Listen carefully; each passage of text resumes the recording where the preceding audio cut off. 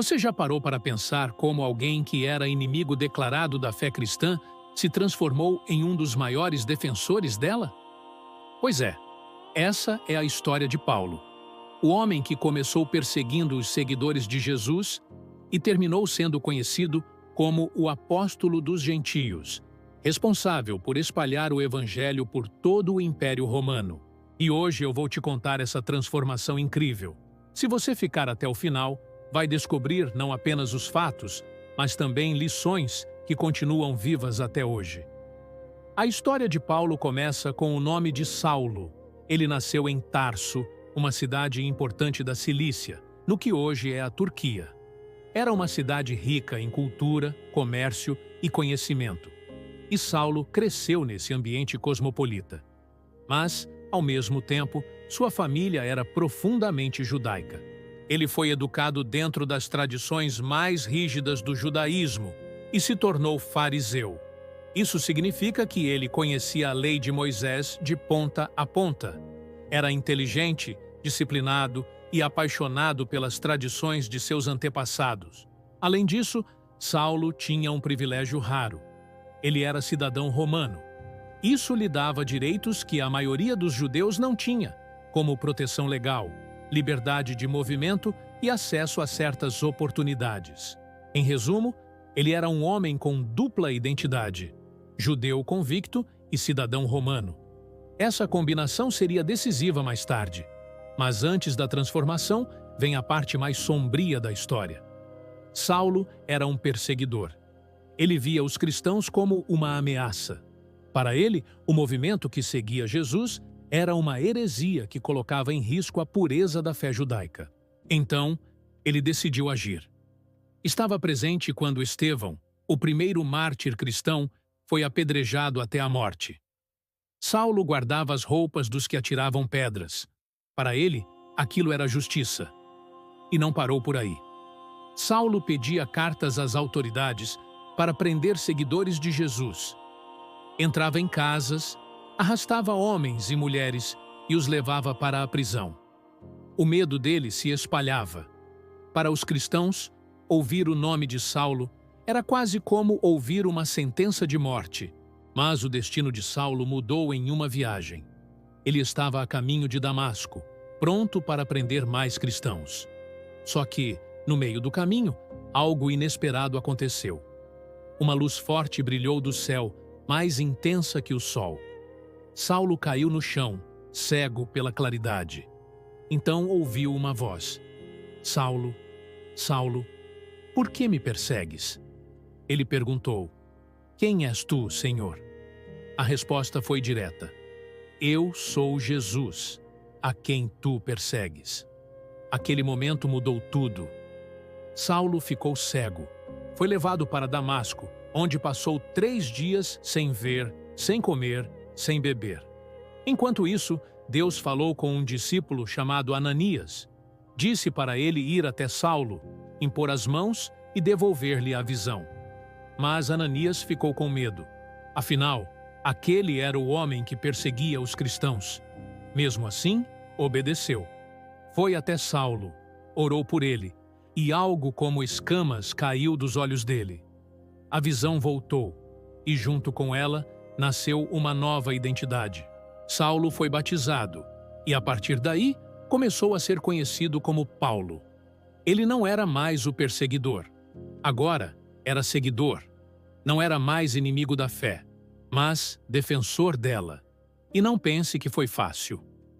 Desde o início, Paulo enfrentou desconfiança. Os cristãos não acreditavam que a mudança fosse real. Muitos achavam que era uma armadilha. Mas com o tempo, Paulo provou sua sinceridade. E é aqui que a história fica ainda mais impressionante.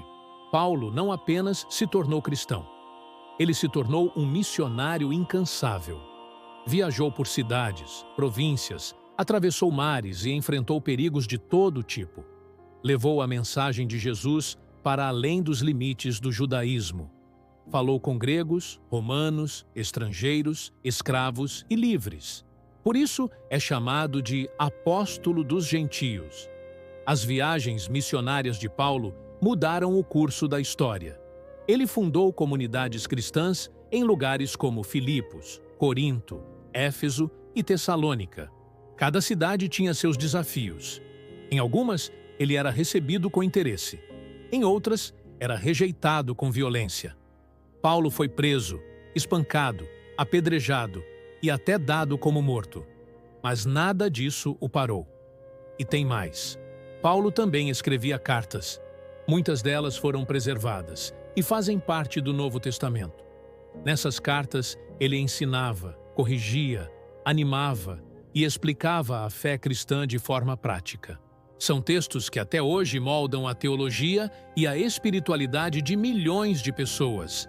Cartas como Romanos, Gálatas, Efésios e Coríntios são verdadeiros pilares do cristianismo. Agora, deixa eu te contar algumas curiosidades. Paulo era apaixonado por metáforas.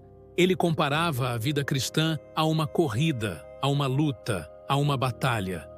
Ele dizia que era preciso correr com perseverança, lutar o bom combate e manter a fé até o fim. Essas imagens aproximavam sua mensagem das pessoas comuns da época que conheciam bem o mundo dos jogos e das arenas.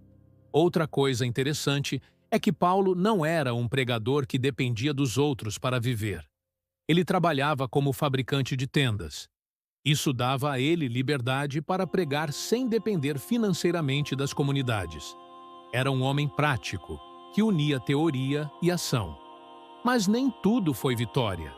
Paulo também enfrentou divisões dentro das próprias comunidades. Precisou lidar com disputas, críticas e até falsos mestres que tentavam distorcer sua mensagem. Ele não era perfeito. Tinha um temperamento forte, discutia, discordava, mas sempre buscava manter o foco na missão. No final da vida, Paulo foi preso em Roma. Mesmo assim, continuou escrevendo cartas. Ele sabia que sua trajetória estava chegando ao fim, mas não demonstrava medo. Pelo contrário, dizia que havia combatido o bom combate, terminado a corrida e guardado a fé.